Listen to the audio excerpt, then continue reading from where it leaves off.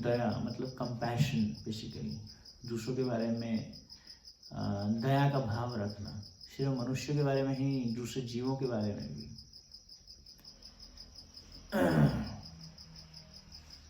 तो अलग अलग किसी चैतन्य महाप्रभु ने भी जब झारखंड जंगल से जा रहे थे तो उन्होंने भी ये दया का लक्षण दिखाया, कैसे पशु पक्षी झूले पाषाण विदरे सुनी जा रही। महाप्रभु ने इस हरिनाम संकीर्तन के द्वारा पशुओं, पक्षियों और पौधों सभी का उद्धार कर दिया।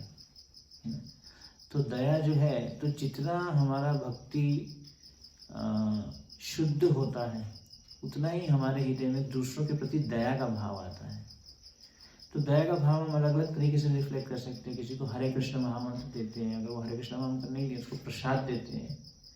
तो अलग अलग प्रकार से जो है ये दया का भाव एक्सप्रेस कर सकते हैं। वेरी काइंड टू एवरीवन, कोई भी, है ना। तो पहले तो जो राजा होते थे उनके राज्य में जो पशु होते थे वो उनके प्रति भी दया दिखाते थे। आजकल तो एक रूल बनाना पड़ता है, काउ स्लॉटर को बैन किया जाए।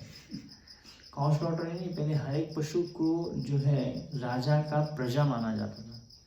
प्रजा सिर्फ मनुष्य नहीं है, प्रजा मतलब जितने भी जीव हैं वो सारी की सारी प्रजा में ही आता है। तो उनके प्रति भी वो जो है दया दिखाते थे। जैसे परीक्षित महाराज जब जा रहे थे तो उन्होंने देखा कि एक शूद्र ने जो है बैल के 3 पांव तोड़ चुका है, तो बहुत उन्होंने तुरंत तलवार निकाल ली।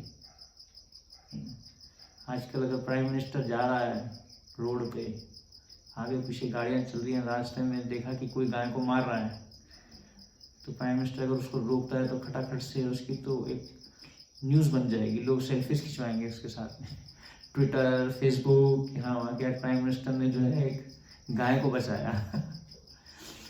तो दया मतलब हर एक जीवों के प्रति दया, सिर्फ मनुष्यों के प्रति दया ही नहीं। आजकल इतने बलात्कार हो रहे हैं तो स्त्रियों को भी आदर नहीं दिया जा रहा, प्रोटेक्शन नहीं दिया जा रहा, वुमेन फ्रीडम की बात की जा रही है ताकि उनको एक्सप्लॉइट किया जा सके। पहले वुमेन जो है, वुमेन हर समय किसी एक पुरुष के सुरक्षा में रहती थी। जब वो बच्ची होती तो पिता के, बड़ी होती थी तो पति के, बूढ़ी होती थी तो पुत्र के। तो वुमेन फ्रीडम की बात, तो दया मतलब हर एक जीवों के प्रति दया, है ना। बच्चों को भी प्रोटेक्शन दिया जाता था पहले, बच्चों को सुरक्षा प्रदान की जाती थी। तो अच्छा है कुछ ऐसे नियम बनाए जा रहे हैं जो पशुओं को, काउ स्लॉटर को रोका जा रहा है, लेकिन इसके अलावा और भी ऐसी जीव हैं जिनके प्रति हमें दया दिखानी चाहिए। तो हम कभी कभी, जो हमारे आचार्य थे वो कभी कभी जैसे गार्डन में जाके जप करते थे, लाउड जपा इसलिए करते थे ताकि वहाँ पे जो पेड़ पौधे हैं उनको भी कृपा मिल सके। दूसरे जैसे अगर आपने एक फूल लाके भगवान के चरणों में चढ़ा दिया तो वो जो पौधा है पूरा का पूरा, उसको भगवत प्राप्ति हो जाएगी। भगवत प्राप्ति मतलब अगले जन्म में उसको मनुष्य का जन्म मिलेगा अगले जीवन में, और फिर उसको वो भक्ति करने का एक उसको अधिकार प्राप्त होता है। तो दया मतलब पेड़ पौधों के प्रति भी दया। दूसरी ब्रज का है तो, हाँ ब्रज का है तो, ब्रज का, हाँ ब्रज का तो मतलब वो तो फिर लिबरेटेड ही है एक तरीके से। ब्रज में तो ऐसा नहीं है कि कोई, सभी भगवान के भक्त ही हैं एक तरीके से, पेड़ भी और अलग अलग। तो ब्रज में तो हर एक कण कण में और धूल के कण में कृष्ण का नाम, श्रीमती राधा रानी का नाम है।